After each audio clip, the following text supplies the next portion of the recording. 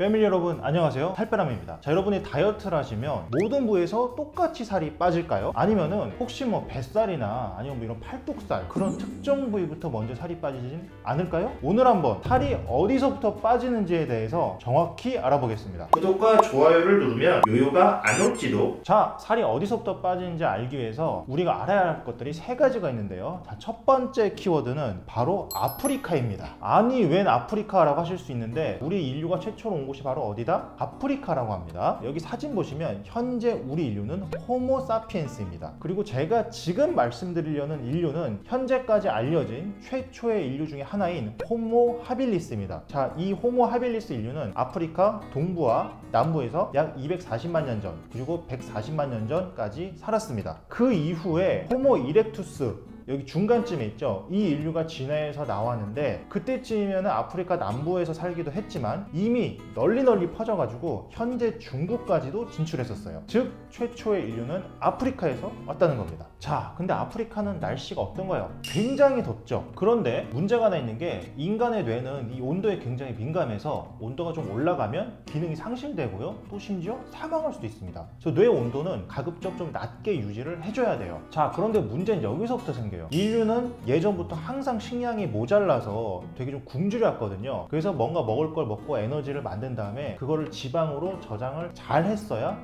살아남을 수 있었습니다. 문제는 이 지방이 아주 훌륭한 단열재라서 열이 못 나가게 막아요. 지방은 열이 못 나가게 막아주는데 우리 뇌는 시원하게 유지를 해야 되거든요. 자, 그럼 지방을 당연히 머리 쪽으로 보내면 안 되었겠죠. 그럼 지방을 어디로 보내려고 했을까요? 가급적 머리에서 먼 곳으로 갑니다. 자, 그런데 또 문제는 뭐냐면, 사람이 걸어 다녀야 되잖아요. 근데 걸어 다녀야 되는데 이 지방이 이렇게 손발이나 이 팔다리 끝에 있으면은, 그러면 걸어 다니기가 힘들어지게 됩니다. 그러면은 머리에서 멀긴 먼데 완전 끝은 아닌 곳은 어딜까? 바로 몸통이죠. 자, 그래서 이 걷는데 무게중심을 맞추기도 할 겸, 또 머리에서 좀 멀리 보낼 겸 이 배하고 엉덩이나 허벅지 쪽에 지방을 많이 보내게 진화했어요. 그래서 일반적으로는 허벅지나 배 쪽에 살이 좀 더 찌기가 쉽고요, 이 상대적으로 얼굴이나 가슴 이런 상체 쪽은 살이 좀 덜 찌게 되어 있습니다.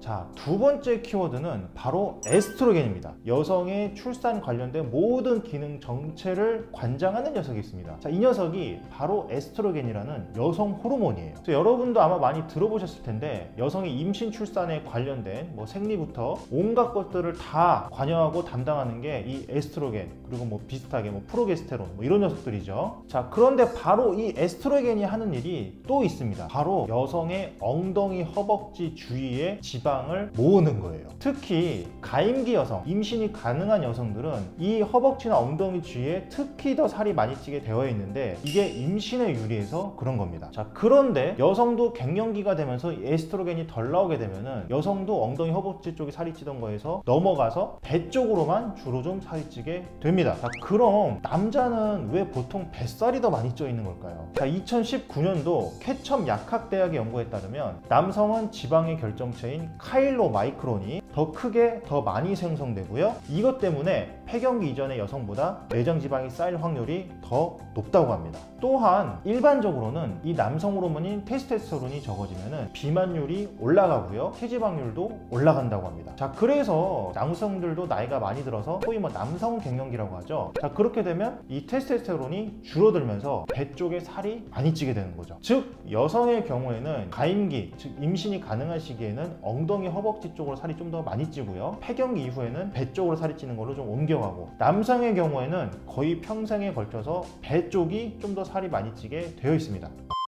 자, 세 번째 키워드는 바로 베타 수용체와 알파2 수용체라는 녀석들입니다. 자, 우리 몸에는 리포프로틴 리페이즈라고 해서 앞으로 줄여서 LPL이라고 부를 건데요. 자, 이런 녀석이 있는데, 자, 이 녀석은 지방을 분해해서 살이 빠지게도 해주지만 반대로 지방세포 안으로 지방을 집어넣기도 하는, 우리 입장에서는 어떻게 보면 좀 이중적인 그런 녀석이에요. 자, 그러면 이 녀석은 이 이중적인데 어떤 상황에서 어떻게 행동을 하는 걸까? 자, 일단 수용체라는 거에 대해 설명을 좀 해드려야 되는데, 자, 이 수용체는 스스로는 아무 일도 못하고요, 뭔가가 와서 이렇게 반응을 해야만 일을 하는 녀석들입니다. 쉽게 말해서 뭐 접수원이라고 보시면 될 것 같아요. 이 접수원이라면 뭐 이렇게 사람이 와서 뭐 문의를 하든지 말을 걸든지 뭔가를 부탁해야지 일을 하게 되지, 그냥 혼자 거기 가만히만 있으면 뭐 아무 할 일도 없게 되죠. 자, 이 수용체도 참 여러 종류가 있는데 오늘 말씀드릴 게 아까 언급한 베타 수용체와 알파2 수용체입니다. 자, 베타 수용체는 이 LPA를 만났을 때 지방을 분해하게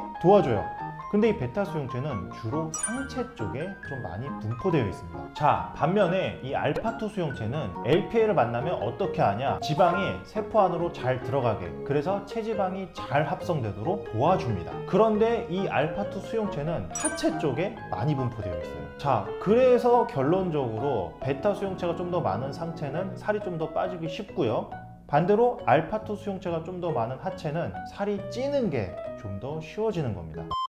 자, 앞선 세 가지를 종합해보면 다음의 사실을 좀 알 수가 있죠. 사람은 애초에 상체가 더 살이 잘 빠지게 만들어져 있고요, 날씬하게 만들어져 있고, 반대로 하체는 살이 좀 더 찌기 쉽게 만들어져 있다는 거죠. 자, 그래서 우리가 살이 찔 때는 하체부터 찌는 거고요, 반대로 살이 빠질 때는 상체부터 빠지는 겁니다. 물론 유전적으로 잘 타고 태어나서 팔뚝이나 허벅지부터 먼저 빠지고 얼굴, 가슴은 나중에 빠지는 사람도 분명히 있겠지만, 그렇게 따지면 원빈처럼 잘생긴 사람도 얼마든지 태어날 수 있는 거기 때문에 이건 예외로 칠게요. 자, 잘 빠지는 순서로 보자면 보통 얼굴, 가슴, 복부, 그리고 맨 마지막이 허벅지, 팔뚝 등입니다. 자, 그런데 보통 상체가 하체보다 먼저 빠지는 거는 거의 대부분의 사람에게 맞는데요, 상체하고 하체 안에서는 이 사람마다 케바케가 좀 크기 때문에 꼭 저 순서대로 빠지진 않을 수도 있어요. 자, 그럼 상체가 먼저 빠지고 하체가 나중에 빠진다는 건 이제 좀 아시겠죠? 자, 그런데 문제는 우리가 얼굴은 이게 좀 살을 남기고 반대로 이 복부나 허벅지부터 먼저 빼기를 보통 원한다는 겁니다.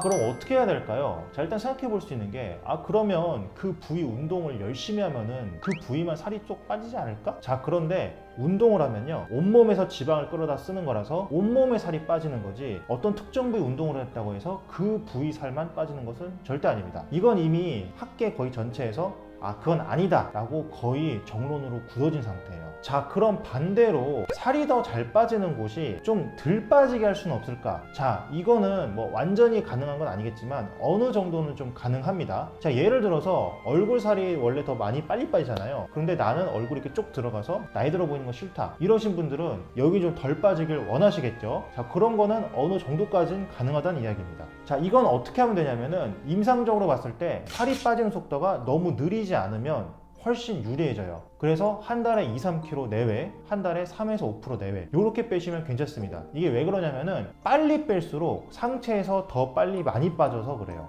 또 이 여성분들 가슴 같은 경우는 다이어트를 하더라도 가슴 운동을 좀 같이 해주시는 게 훨씬 유리합니다. 똑같은 양의 지방이 있어도 이 아래쪽으로 처지면은 상대적으로 가슴이 작아 보이게 됩니다. 이때 가슴 운동을 통해 이런 근육과 인대를 강화시켜주면 이 가슴이 위로 올라붙기 때문에 상대적으로 볼륨업이 되는 것과 같은 그런 효과를 누릴 수 있어요. 따라서 가슴 운동을 해주시면서 다이어트를 하시면은 이게 방어가 가장 잘 된다고 보시면 될 것 같습니다. 운동은 주로 대흉근 운동 위주로 하시면 됩니다. 대흉근 운동을 유튜브에 쳐서 이게 좀 자신한테 맞는 거 해보셔도 되고요. 그리고 또 제가 말씀드리자면은 이렇게 팔굽혀펴기, 요걸로도 대흉근 운동이 충분히 되고요. 일단 여러 가지 방법이 있으니까 유튜브로 운동 찾아보셔서 대흉근 운동을 해주시면은 최대한 방어가 되실 거예요. 자, 다이어트와 건강을 위해서 항상 열심히 노력하시고 공부하시는 우리 패밀리 여러분들, 저는 여러분들이 정말로 자랑스럽습니다. 이상 여러분의 다이어트 가이드 살빼남 그리고 브로콜리였습니다. 감사합니다.